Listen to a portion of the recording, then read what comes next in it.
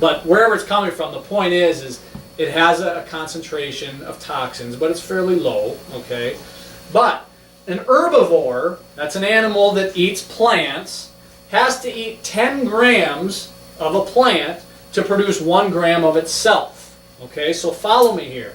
That being the case, an herbivore, an animal that eats plants, is 10 times more toxic, or the concentration is 10 times more toxic than the plant. Okay? Now if you go to the carnivore, the animals that eat other animals, they're 10 times more toxic than the herbivores. So that makes them 100 times more toxic than the plants. Now maybe that's a little bit confusing, okay? But the bottom line is, it's important to start at the top of the food chain when it comes to eating organic. Your meats, your dairy products, those are the most important things to be buying organic if you're not buying anything else organic. Again, everything organic would be ideal, but at the very least, start at the top of the food chain, because it's at the top of the food chain that the bioaccumulation of the toxins is the greatest. Okay? So with meat, here's another interesting thing. On the average, not just meat, but we talk about dairy products, dairy products being your cheeses, your yogurts, cottage cheese, things like that. Look at this. On the average, 1 glass of inorganic milk, so milk coming from a cow that's not organic, store-bought in this country, it contains the residue of about 100 different antibiotics that are pumped into all these cows. And once that's in your body, the antibiotics ultimately weaken your immune system. Okay? So it's not only meat, but it's also dairy products, anything that's coming from the cow. So there's 2 main problems with meat and dairy products. One is toxic bioaccumulation, which we've already covered. The other is the healthy fats become damaged. They become denatured, and the essential fatty acid ratios become skewed. Okay, again, this is all going back to why it's so important to buy organic meat, organic dairy, organic whey protein, whatever it is. If it's coming from the cow, this is what we're talking about. So let's talk about these important fat ratios. Some of you guys have seen this before. This is a little bit of review. We've talked about it at some previous advanced talks, but now is a really good time to review this. Like I said, the 2 problems with inorganic store-bought meat, toxic bioaccumulation, one, we already covered that, and then it's the fact that the fats get wrecked. They become denatured, and the essential fatty acid ratio gets skewed. What I mean by that is this. You should have a ratio of omega-6 fatty acids to omega-3 fatty acids that's somewhere in the range of 2:1 to 4:1. So what that means, guys, these are essential fatty acids. Essential meaning your body can't create them on their own and you need them, okay? So essential fatty acids, these are things like the fish oils. Maybe you've never heard of essential fatty acids, but you've probably heard of fish oils. Fish oils are essential fatty acids, okay? Essential fatty acids, they need to come in that ideal ratio. What that means, if it's a 2:1 ratio, 2 times as many 6s to 3s, up to a 4:1 ratio, 4 times as many 6s to 3s. That's the healthy ratio that you want your body to be in, okay? What's the typical American? 20:1. Way out of whack, okay? Way too many omega-6s to omega-3s. Who cares? Well, you should care, because this makes you extremely inflammatory. And we talked about it about 15 minutes ago, why inflammation is so important, why it's so bad. Remember, it's the underlying cause of all the major illnesses in this country. Heart disease, stroke, blah, blah, blah. I already listed them. We don't want to be at 20:1. Why do you think the person is at 20:1? Why are we all at 20:1 on the average? Well, we are what we eat, right? You've probably heard that before. You are what you eat. Here's the ratio in grain-fed beef. So this is non-organic, commercially raised, grain-fed beef in a typical feedlot. Their ratio is at 21:1. That's what we're eating. So guess what? Our ratio is 20:1. And neither one of us are healthy. If you're eating a cow that came from a feed lot where they were fed grains, the cow is not going to be healthy, which means you're not going to be healthy. On the other hand, if you eat a cow that's grass-fed, the cow is healthy, therefore you will be healthy when you eat that cow. You are what you eat. Look at this, the ratio in grass-fed beef, grass-fed, that's the key word that you need to be looking for when you're buying meats or dairy products or whey protein. Grass-fed, look at the ratio, 2 to 1, right in the ideal ratio. If that's what we were eating, that's where we would be. Most of us don't eat that though. So here's a nice graph. Again, you are what you eat. This graph shows us omega-6s in blue, omega-3s in green, and how much there is in different types of feeds. Okay? So here we've got pasture, which is basically grass, alfalfa, alfalfa silage, alfalfa hay. These are the types of things right here that are fed in the organic grass-fed cows, okay? Have a very nice ratio, more 3s to 6s, so lots of omega-3s. You want more omega-3s. We don't have enough in our diet. Over here, where the ratio is really skewed, where there's way too many 6s to 3s, this is the stuff that's fed in the cows in a commercial, inorganic feedlot, where they're fed grain, corn, soybeans, those types of things, okay? So again, if their ratios are skewed with way too many 6s and 3s, that's what your ratio is going to look like when you're eating that. That's why you want to eat these. Here's a nice graph that shows you the more days that a cow spends in a feedlot where it's fed grain, the lower the amount of omega-3 fatty acids. And it starts on day 1. The minute they eat grain, instead of grass, their natural diet, the minute they eat grain, their omega-3s start to drop immediately.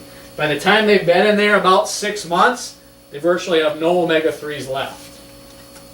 And again, if you're starting to get confused, I wouldn't blame you if you were. What it comes down to is, why are we sick? Because the foods we're eating are sick. And they're sick because of the things that man is doing to the cow or the other foods to make more money off of it. And I'm not saying these are bad people, because most of them don't know what they're doing. They're just trying to make a living, okay? But we're here tonight to learn the effects of all of this on our health and why it's so important that we eat better foods. So this graph, another nice graph, again, you are what you eat. It compares the omega-6s to omega-3s. Again, the 6s are the tan, the greens are the 3s, in different things that you're eating. Okay, so here's the grain-fed cattle. Look at this. Horrible ratio. A ton of omega-6s to 3s. That's in the grain-fed cattle. That's bad. That's that 20 to 1 ratio. Look at this, though. Grass-fed, all of a sudden we got a nice ratio. 2 to 1. Perfect. Right where we want to be. Antelope, about a 4 to 1. Deer, about a 3 to 1. Elk, about a 3 or 4 to 1. Terrific. Wild game is pretty healthy, all right? Why are these so healthy? Guys, because those animals are all eating a natural diet. Antelope and deer aren't going to the grain feed where the farmers are feeding them. They're eating a natural diet, okay? The grass-fed cows are eating a natural diet because the natural diet for cows is grass. The only one that's bad on this is the grain-fed cow. Again, that's where man has intervened and made the cow eat what they want it to because it's cheap and it fattens them up. Grass-fed beef's higher in omega-3s, lower in 6s. Also, grass-fed beef is high in CLA. The reason I bring that up, some of you will remember. I get so excited and try to talk so fast. Sometimes I stumble over my words, so I apologize. Should slow down, but I don't want to keep you here too long. The CLA, for those of you that were here at the last Total Food Makeover and our focus that time wasn't on toxicity as much as it was weight loss, we talked about CLA, conjugated linoleic acid, is an essential fatty acid that actually helps you burn fat. That's why that's so important, especially if you're trying to lose weight or you're weight loss resistant. We talked last time about the fact that not all fat is bad fat, remember? CLA is a fat. Conjugated linoleic acid is an essential fatty acid. It's a fat, but it helps you burn fat. That's a great fat, okay? So, I want to talk for a second why it's so important to supplement the essential fatty acid. Now, you might think, I'm not really into supplementing, or I don't believe I need to supplement as long as I'm eating a good diet. And guys, I understand your line of thinking, but I'll tell you that the research says you're wrong. The research says that the poor food supply that we have, even if you try to make all the right choices, we still know that we're deficient in areas and still need to supplement. So if you think that supplementing is an option, you know, you choose whether or not you want to do it, it's not an option. If you care about your health and you want good health, it's mandatory. It's not an option. You have to do it. Research has shown that. So, when we talk about this stuff, essential fatty acids, that's one of the most important things that you can supplement. Because guys, nobody wants to be on a ton of supplements, right? No, that's not any fun. It costs a lot of money. It's tough to put down that many pills. It's not any fun. That's why it's important that you understand which ones are the most important, the ones that we're the most deficient in, that have the biggest impact in our health, the ones that mean the most. So when I talk about these, I'm talking about the ones that are the most important. I'll never give you a list of 100 different supplements that you should be on, okay? I really try to boil it down to about 4. This is one of them. If you couldn't tell, the whey protein was another one. Supplementing essential fatty acids, this is the perfect ratio omega. This is your fish oils, right? Guys, try those if you haven't. If you don't have them, take one. At least you got one in today. And it's free. It didn't cost you anything. Take a sample. Here's why. Now guys, essential fatty acids are important for many reasons. And we talked at length about this during the last Total Food Makeover. I want to bring it up again because it's really important in your body's ability to detoxify. Here's how it works. Remember the cell. Remember we made an analogy. We said a cell is like a balloon or a sac, and it has the wall. Okay, so the balloon is the wall, and the wall of your cells, which makes up your body, thousands and thousands of cells make up your body, the wall of the cell, or the balloon if you will, is made up of what? Essential fatty acids. Fat. Okay, that's the cell wall. And it should be good fat. It should be these essential fatty acids. When the cell wall is made up of good fat, its job is to be a filter. It allows good things inside to get in the cell, like nutrients and water. It allows bad things to get out of the cell, like toxins or byproducts of metabolism, waste products, okay? The problem is, if you're not getting essential fatty acids that allow your cells to normally detoxify, because remember, I said, trust the fact that your body has really good detoxifying mechanisms, okay? So even if you're exposed to toxins, you can get rid of this, right? Well, if you have good essential fatty acids making up your cells. If you're not eating these and instead you're eating damaged fats, again, you know, like store-bought meat that's not organic, damaged fats, what damaged fats do, they come and they glom on, remember that word, glom? Glom on to the cell, and they get in the way of that filter. So now toxins can't get out. Healthy stuff can't get in. That's why the essential fatty acids are so important in your body's ability to detoxify itself naturally. You have to be on an essential fatty acid supplement, okay, if you want to be healthy. Again, do you have to take that one? Do you have to take the one from me? No, I don't care, but you need to be on one from somewhere, okay? And again, it's important you're on the right stuff. Make sure it has enough. It should have at least 1 gram of the essential fatty acids, okay, minimum. Should be GMP rated, just like I said with the whey protein. That's the bottom line for all supplements. Should be GMP rated. That's all I want to say about that. If you have more questions, ask me afterwards. Like I said, try to keep this to an hour. Diet drinks. Seems like the perfect solution, right? There's no calories in it. Diabetics can drink it. People think that they won't gain weight on it, or will you? Actually, there's a study, and I have it posted on my back bulletin there, that says they studied people, and the people that drank diet sodas gained more weight than the people on regular sodas. So if you think that you're not gaining weight by drinking diet soda, think again. But that's not even the biggest problem. What's the real problem here? It's toxic, okay?